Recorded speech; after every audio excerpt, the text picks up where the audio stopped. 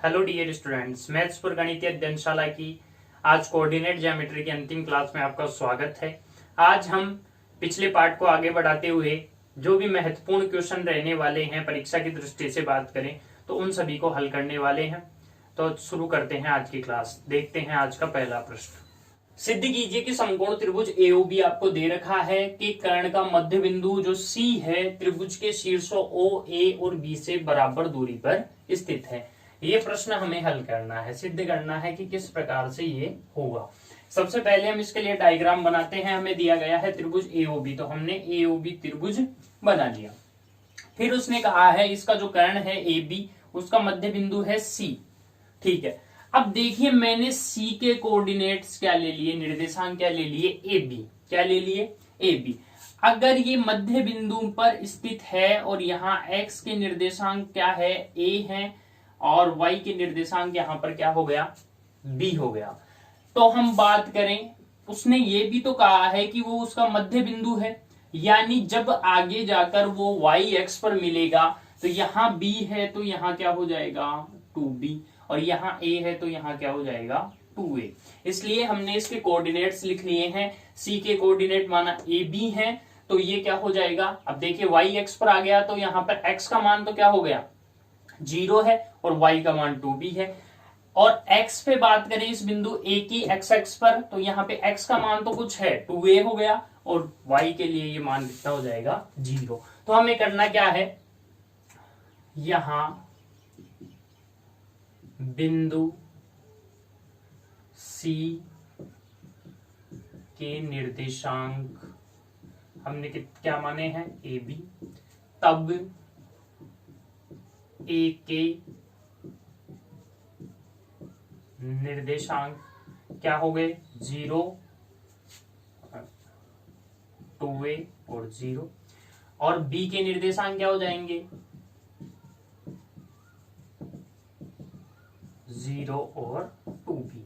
अब हमें उसने पूछा है कि बताना है कि c जो है वो त्रिभुज के तीनों शीर्षों o, ए और बी से बराबर दूरी पर है क्या। तो देखिए हमें क्या निकालना है, हमें निकालनी है ओ सी की दूरी,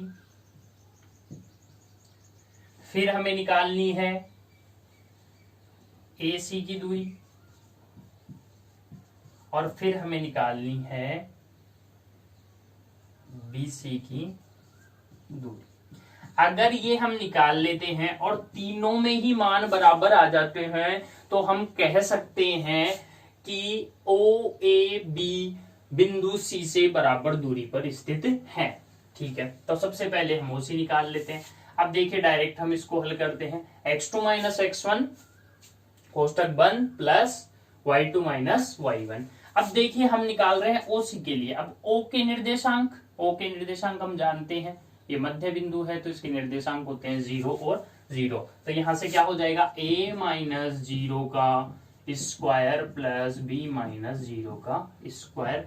हल किया तो क्या आ गया ए स्क्वायर प्लस बी स्क्वायर। ठीक है, कोई दिक्कत। अब निकालते हैं एसी, तो हल करते हैं इसको, क्या हो जाएगा 2a माइनस ए का स्क्वायर प्लस वहां से कह देंगे 0 माइनस बी का स्क्वायर। 2a में से ए गया, कितना बच गया ए स्क्वायर, और यहां से हो जाएगा माइनस बी का स्क्वायर करेंगे तो बी स्क्वायर। ठीक है, फिर तीसरा बीसी के लिए निकालेंगे, यही हल हो जाएगा। क्या हो जाएगा देखिए 0 माइनस ए का square plus 2b minus B का स्क्वायर। यहां से हल करेंगे, माइनस ए का स्क्वायर करेंगे तो ए स्क्वायर प्लस बी स्क्वायर। तो हम यहां कह देंगे कि ओ सी बराबर ए सी बराबर बी सी, तब सिद्ध होता है बिंदु सी त्रिभुज के तीनों शीर्षों से समान दूरी पर है। तो इस प्रकार से हम इन प्रश्नों को हल कर सकते हैं। बहुत ही अच्छा क्वेश्चन था, सरल क्वेश्चन है। ज्यादा कुछ है नहीं इसमें, वही हमारा फॉर्मूला काम में आता है। दूरी का फॉर्मूला समझना है, पूछ रहा क्या है, हमें कहा है कि एक समकोण त्रिभुज है तो हमने समकोण त्रिभुज बना लिया, फिर कहा कर्ण का मध्य बिंदु लेना है तो ले लिया, उसके कोऑर्डिनेट्स ए बी मान लिए, तो बी का आ गया 0 2b, ए का आ गया 2a और 0। इस प्रकार से हम इस प्रश्न को हल कर लेंगे। अब अगला प्रश्न है, उस त्रिभुज की माध्यिकाओं की लंबाई ज्ञात कीजिए जिसके शीर्ष ये है, हमें शीर्ष दिए हुए हैं तो हमने डायग्राम बना लिया है। ए बी सी एक हमारा त्रिभुज है, इसके शीर्षों के निर्देशांक हमने लिख लिए हैं। ध्यान से समझिए, इसमें पूछा है माध्यिकाओं की लंबाई, और माध्यिकाएं क्या होती है, त्रिभुज के शीर्ष से सामने वाली भुजा के मध्य बिंदु को मिलाने वाला रेखाखंड। त्रिभुज के शीर्ष से सामने वाली भुजा के मध्य बिंदु को मिलाने वाला रेखाखंड क्या होता है, माध्यिका। तो एक चीज समझ में आई यहां से कि ये जो बिंदु है डी, ये इस वाली भुजा का क्या है, मध्य बिंदु। क्या है, मध्य बिंदु। उसी प्रकार से ई एसी भुजा का मध्य बिंदु है और ए बी भुजा का मध्य बिंदु कौन है, एफ है। ये बात हमें पता चल गई, तो हल कैसे करेंगे हम इस प्रश्न को। सबसे पहले लिख देंगे हम बीसी के मध्य बिंदु डी के निर्देशांक क्या हो जाएंगे। अब आपको मध्य बिंदु के निर्देशांक निकालने के लिए हमने, हमारा फॉर्मूला था वो क्या कहता है, हमें कोऑर्डिनेट्स चाहिए, मध्य बिंदु के हमें क्या चाहिए, निर्देशांक चाहिए। तो यहां पर देखिए वो फॉर्मूला काम में आएगा कौन सा, जब हमें दो बिंदुओं के निर्देशांक दे रखे हैं और किसी बीच के तीसरे बिंदु के निर्देशांक उसने पूछे, तो हमारा वो फॉर्मूला कौन सा, x के निर्देश, यहाँ पे निर्देशांक x के लिए निकालने हैं तो हमारा क्या हो जाता है, m1 x2 plus m2 x1 और m1 प्लस m2। y के लिए निकालते हैं तो m1 y2 plus m2 y1 upon m1 plus. मध्य बिंदु करते हैं तो हमने बात करी थी कि इस m1 m2 का मान 1 होता है, तो हम इसको लिख देंगे x2 प्लस x1 बटे 2 और यहां पर लिख देंगे y2 प्लस y1 बटा, वो फॉर्मूला लगाएंगे सीधे x1 प्लस x2 बटा 2, तो हम कह देंगे यहां से 0 प्लस माइनस के 5 बटा 2। एक तो ये तो किसके लिए आ जाएगा, x के लिए, और y के लिए आ जाएगा 4 प्लस, क्या कहें, पहले x2 को लिख लेते हैं, आएगा वही हल, और वहां से हो जाएगा 3 प्लस 4 बटा 2। इसको हल कर लेते हैं तो ये हो जाएगा माइनस के 5 बटा 2, ये हो गया 7 बटे 2। तो ये निर्देशांक किसके लिए आ गए, ये निर्देशांक आ गए डी के लिए। इसी प्रकार से हम बात करें ए बी के मध्य बिंदु एफ के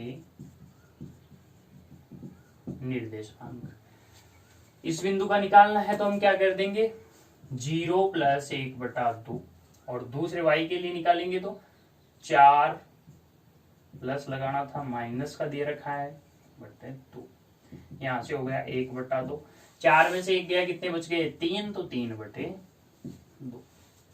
फिर निकाल लेते हैं AC के मध्य बिंदु के निर्देशांक क्या हो जाएंगे बताइए। तो AC का निकाल रहे हैं तो -5 प्लस 1 बटा 2 और 3 माइनस 1 बटा 2, तो ये हो गया माइनस के 4 बटा 2, और यहां से क्या हो जाएगा 2 बटा 2, और हल कर लेंगे इसको तो ये हो जाएगा माइनस के 2 और 1। तो इस प्रकार से हमारे पास देखिए BC के हमारे पास डी बिंदु के निर्देशांक तो आ गए हमारे पास माइनस के 5 बटा 2 और 7 बटा 2। फिर हमारे पास F बिंदु के निर्देशांक आ गए 1 बटा 2, 3 बटा 2, और फिर हमारे पास बिंदु E के निर्देशांक आ गए माइनस का 2 और 1। अब इससे फायदा क्या हुआ, जब हमें इन बिंदुओं के निर्देशांक निकालने आ गए, हमने इसको हल कर लिया, तो हमें यही तो निकालना है माध्यिकाओं की लंबाई। तो यहाँ पर हमारे पास माध्यिकाएं कौन कौन सी है, माध्यिकाएं हमारे पास है AD, दूसरी है हमारे पास CF और तीसरी है हमारे पास BE। ठीक है, यानी एक माध्यिका ये है, एक माध्यिका ये है और एक माध्यिका ये है। जब आपको इनके निर्देशांक पता है तो दोनों बिंदुओं के मध्य की दूरी निकाल लेंगे। इसके और इसके निर्देशांक पता है तो मध्य की दूरी निकाल लेंगे। इसके और इसके निर्देशांक है तो मध्य की दूरी का फॉर्मूला लगाएंगे, हम इसको हल कर लेंगे। यहाँ से हमारे पास AD की लंबाई आ जाएगी, हमारे पास CF की लंबाई आ जाएगी और हमारे पास BE की लंबाई आ गई। तो यहाँ पे दोनों सूत्र काम में आ गए। पहले आपको निकालने पड़ेंगे मध्य बिंदु और उसके बाद में मध्य की जो बिंदु आपको दे रखे हैं उनके निर्देशांकों से आपको उनके मध्य की दूरी निकालनी है। तो दोनों फॉर्मूले काम में लेते हुए हमें इस प्रश्न को हल करना है। बहुत ही अच्छा क्वेश्चन है, मोस्ट इंपोर्टेंट क्वेश्चन है, क्योंकि इसके अलावा एक क्वेश्चन और था जो पिछले साल एग्जाम में आ चुका है, जहां पे एक समचतुर्भुज सिद्ध करवाया था कोऑर्डिनेट्स के साथ समचतुर्भुज। तो उस प्रश्न को भी हम देखते हैं कि वो किस प्रकार से किया गया। तो ये प्रश्न है, किसी समतल में 4 बिंदु दे रखे हैं, कह रहा है सिद्ध करना है कि PQRS जो दे रखा है ये एक वर्ग नहीं है, एक क्या है, समचतुर्भुज है। तो हम बात करते हैं वर्ग और समचतुर्भुज की। क्या अंतर है भाई दोनों में, वर्ग तू क्या है और समचतुर्भुज तू क्या है। ये प्रश्न एग्जाम 2019 में आया हुआ है। तो इस संभावित मृत्यु के वर्ष में, संभावित मृत्यु का वर्ष 2020, इसमें आने की संभावनाएं बहुत ही कम है, लेकिन फिर भी अच्छा क्वेश्चन है तो हम इसको देखते हैं। क्या कह रहा है, हमें सिद्ध करना है कि ये वर्ग नहीं है, ये क्या है, समचतुर्भुज। तो हम कहेंगे सर सबसे पहले तो हमें निकालनी है दूरियां, PQ की निकाल लेंगे, QR की निकाल लेंगे, RS की निकाल लेंगे और SP की निकाल लेंगे। दूरी निकालनी है सबकी, तो हम ये तो काम कर लेंगे, हमने दूरियां निकाल ली। अब दूरियां क्या आनी चाहिए, बराबर। दूरियां क्या आनी चाहिए, बराबर, तभी वर्ग होगा और तब ही समचतुर्भुज होगा। दोनों में लगेगी कंडीशन कि ये जो भुजाओं की लंबाइयां हैं, ये दूरियां हैं दो बिंदुओं के मध्य की, तो ये आनी चाहिए बराबर, तब ये वर्ग भी हो सकता है और समचतुर्भुज ही। फिर सर प्रश्न में तो ये पूछा है कि समचतुर्भुज ही बताना है, तो कैसे पता चलेगा कि वर्ग है एक समचतुर्भुज है। फिर उसके बाद में हम निकालेंगे इसके विकर्ण। क्या निकालेंगे, विकर्ण। समचतुर्भुज के विकर्ण और हम बात करें वर्ग के विकर्ण। हमेशा ध्यान रखिए वर्ग में जो विकर्ण होंगे वो बराबर आएंगे। वर्ग में विकर्ण हमेशा ही क्या होंगे, बराबर, यानी इन विकर्णों की लंबाइयां भी क्या होगी, आपस में बराबर होगी। लेकिन अगर विकर्णों की लंबाई बराबर नहीं आती है, उस स्थिति में हम कह सकते हैं वो फिर क्या है, समचतुर्भुज है। ध्यान रखिएगा, सबसे पहले हमें निकालनी है भुजाओं की लंबाइयां। तो आपको कोऑर्डिनेट्स दे रखे हैं दोनों बिंदुओं के, आप क्या निकाल लिए, दूरियां निकाल ली सारी दूरियां बराबर आ गई। उसके बाद में क्या निकालेंगे, हम उनके विकर्ण निकालेंगे। अगर विकर्ण बराबर आ गए तब कह देंगे वर्ग है, लेकिन विकर्ण बराबर नहीं आएंगे तो वहां से सिद्ध हो जाएगा कि ये एक क्या है, समचतुर्भुज है, क्या नहीं है, वर्ग नहीं है। तो अच्छा सवाल था, पिछले साल एग्जाम में आ चुका है, तो संभावनाएं कम है, लेकिन फिर भी आप इसको हल करें। अब है एक और क्वेश्चन, एक समचतुर्भुज का क्षेत्रफल निकालना है जिसके शीर्ष एक क्रम में हमें दे रखे हैं। तो सबसे पहले इसका डायग्राम बना लेते हैं। तो ये हमें दे रखा है, मान लिया ये A है, B है, ये C है और ये दे रखा है D। A की बात करें तो A है 3 और 0, ये हो गया हमारा 4 और 5, ये हो गया माइनस का 1 और 4, और ये हो गया हमारा -2 और -1। ठीक है, हल करते हैं। माना समचतुर्भुज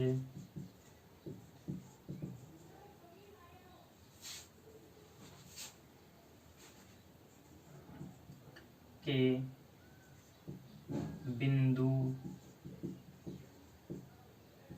ए के निर्देशांक 3 0, बी के हो गए 4 5, सी के हो गए -1 व 4 व डी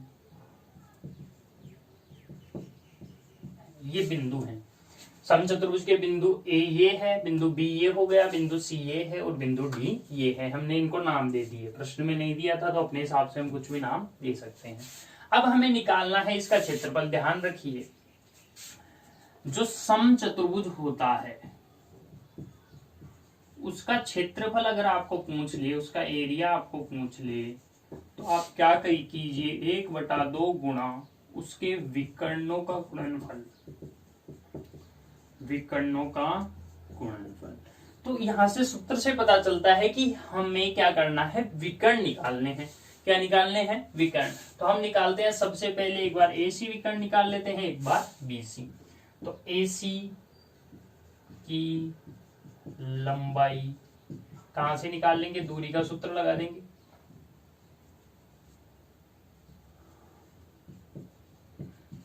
दूरी के सूत्र से तो डायरेक्ट निकाल लेते हैं, इसको हल कर लेते हैं। 3 -1 हमारा जो दूरी का सूत्र है, देखिए हमेशा ध्यान रखना, जब भी आप इस प्रकार से कोई प्रश्न हल करते हैं आप उसमें सूत्र जरूर लिखिएगा।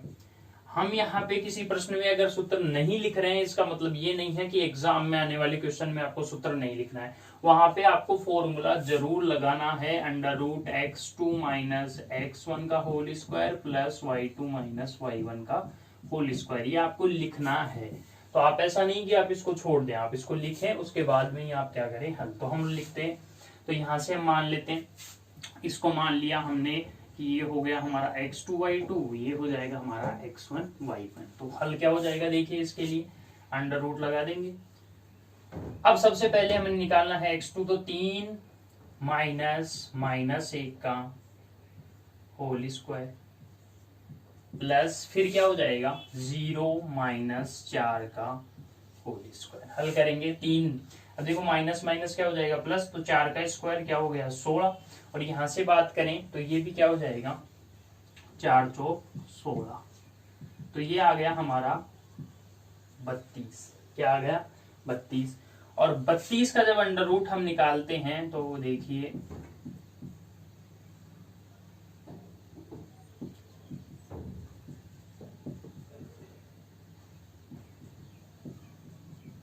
तो ये आ जाएगा हमारे पास 4√2। ठीक है, जो भी मात्रक है, अब देखिए यहाँ पे लंबाई के लिए कोई मात्रक तो दे नहीं रखा है, ये हमारी दूरी आ गई, किसके लिए, AC की लंबाई आ गई। फिर हम निकाल लेंगे किसके लिए, BD की लंबाई, वही फॉर्मूला लगाएंगे, एक को x1 y1 मान लेंगे, एक को x2 y2 मान लेंगे, तो क्या हो जाएगा यहाँ से, ये हो जाएगा -2 - 4 का स्क्वायर प्लस -1 - 5 का स्क्वायर, यानी 6 का स्क्वायर, ये भी -6 का स्क्वायर। 36 और 36 कितने हो गए 72। तो हल करेंगे इसको, तो ये हो जाएगा 6√2 मात्रक। अब हमें निकालना है समचतुर्भुज का क्षेत्रफल, और समचतुर्भुज के क्षेत्रफल का सूत्र क्या होता है, 1/2 गुणा विकर्णों का गुणनफल। तो रख देंगे 1/2, विकर्ण क्या आया आपके पास, विकर्ण आया आपके पास एक तो AC जो आ गया 4√2, और एक आ गया आपके पास BD 6√2। तो √2 से ये 2 कट गए, कितना आ गया 6 चौक का 24 वर्ग मात्रक। वर्ग जरूर लगाना है क्योंकि क्षेत्रफल निकाल रहे हैं, क्षेत्रफल की जो भी इकाई होती है उसके साथ में वर्ग चलता है। तो यहाँ पे हमें सेंटीमीटर मीटर तो कुछ दे नहीं रखा है, तो मात्रक जो भी होगा वो लग जाएगा, और साथ में क्या लगेगा वर्ग। तो हमारे पास समचतुर्भुज का क्षेत्रफल क्या आ गया 24 वर्ग मात्रक। कोऑर्डिनेट ज्योमेट्री का ये जो पार्ट हमने पढ़ा है, सभी प्रकार के हमने क्वेश्चन यहाँ पे लेने की कोशिश करी है। एक दो क्वेश्चन और हैं, जैसे कि एक क्वेश्चन था कि एक वर्त है आपके पास, वर्त में जो केंद्र है, केंद्र के निर्देशांक 3 और -2 दे रखे हैं। जो उसकी त्रिज्या है, त्रिज्या की लंबाई 3 दे रखी है। अब यहाँ पे कोई बिंदु दे रखा है ए और उसके कोऑर्डिनेट एक्स वाई आपको दे रखे हैं। बताइए कि यहाँ पर ये दूरी कितनी होगी, यहाँ पर ये दूरी कितनी होगी। तो ये प्रश्न उन्होंने पूछ रखा है। लंबाई दे दी, ये बीच में जो आपके पास त्रिज्या है इसकी लंबाई दे दी 3। तो इस प्रश्न को जैसे कैसे हम कर सकते हैं, वही तरीका है आपके पास। देखिए इसको ए मान लिया, इसको ओ मान लेते हैं। तो ओ के निर्देशांक आपको 3 और -2 दे रखे हैं, ए के निर्देशांक आपको एक्स वाई दे रखे हैं, और ये जो लंबाई है इनकी ये कितनी दे रखी है 3। तो फॉर्मूला रखेंगे वही x2 - x1 का whole square plus y2 - y1 का होल स्क्वायर अंडर रूट, और ये किसके बराबर दे रखा है 3 के बराबर रख देंगे इसको। तो ये हो जाएगा x - 3 का होल स्क्वायर प्लस y -2 का होल स्क्वायर अंडर रूट निकाल लेंगे, बराबर किसके चल रहा है 3 के। यहां से बात करें तो a - b का क्या चल रहा है, ये होल स्क्वायर। a - b का क्या चल रहा है होल स्क्वायर।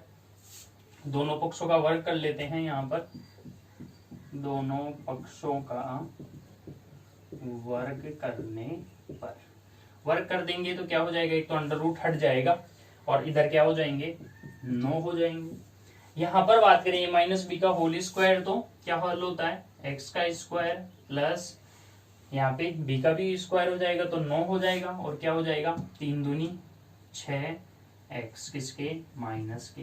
यहाँ से ये प्लस हो जाएगा तो y + 2 का होल स्क्वायर तो क्या हो जाएगा y square plus 4 plus 4y। और हल करें इसको तो ये हो जाएगा x square plus y square minus 6x plus 4y। 9 और 4 कितने हो गए 13, और वो 9 इधर आएंगे तो 13 में से 9 गए, कितने बच गए 4, बराबर क्या आ गया 0। तो यहां से इस प्रकार से भी प्रश्न आ सकता है। बहुत ही अच्छा सा क्वेश्चन था ये। यहाँ पे क्या करना है, इसको ये सिद्ध करवाने के लिए बोल रहा था, ये दिया हुआ था सिद्ध कीजिए कि ये कुछ होगा मान। इस प्रकार से आपको दिया हुआ है केंद्र का मान, ये है केंद्र के कोऑर्डिनेट, त्रिज्या दे रखी है 3, ये कुछ दे नहीं रखा था तो मान लिया। इस प्रकार से हम ऐसे प्रश्न को भी हल कर सकते हैं। बहुत अच्छा क्वेश्चन है ये भी। इसके अलावा भी एक क्वेश्चन और रह गया, जो हमने अभी माध्यिका वाला प्रश्न किया था उसी पे आधारित प्रश्न है। हमने जो प्रश्न किया उसमें क्या था, उसमें हमें कहा था कि ये मध्य बिंदु है, हमें शीर्षों के निर्देशांक दिए थे, और क्या पूछ रहा, हमें क्या निकालने पड़े थे मध्य बिंदु के निर्देशांक हमें निकालने पड़े थे, और हमने क्या निकाली थी लास्ट में माध्यिकाओं की लंबाई, ये हमने किया था। तो यहां पर हम क्या करेंगे, देखिए यहां पर हमें दिया हुआ है शीर्षों के निर्देशांक दिए हुए थे, मध्य बिंदु के निर्देशांक हमने पहले निकाले, फिर माध्यिकाओं की लंबाई हमने निकाली थी। अब प्रश्न ऐसे भी आ सकता है कि आपको क्या दिए, शीर्ष तो दिए हुए ना हो, तो आपको शीर्ष तो क्या नहीं दिए हुए हैं, आपको निकालना पड़ेगा। और मध्य बिंदु,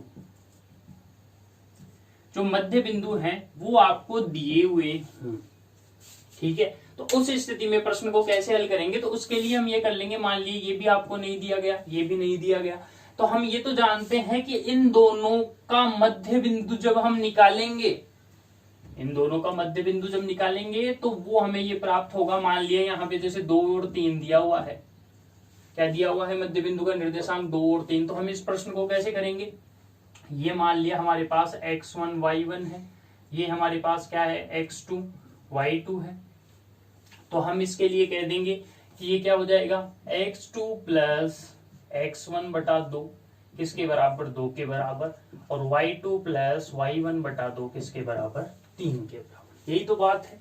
तो यहां से हम क्या कुछ समीकरण बन जाएंगे हमारे, इस प्रकार से सब जगह बना लेंगे और उनके आधार पे हम इस प्रश्न को क्या कर लेंगे, हल कर लेंगे। तो ये लास्ट टाइप क्वेश्चन था जो यहाँ पे इस प्रश्नावली में हमें मिलेगा। इसके अलावा कोई भी प्रश्न ऐसा नहीं है, जितने भी महत्वपूर्ण क्वेश्चन थे वो सारे हमने ले लिए हैं। तो इस प्रकार से कोऑर्डिनेट ज्योमेट्री का जो ये पार्ट है ये कंप्लीट होता है। अब हम कुछ नया टॉपिक लेके आएंगे, वो पढ़ते हैं हम अगली क्लास में।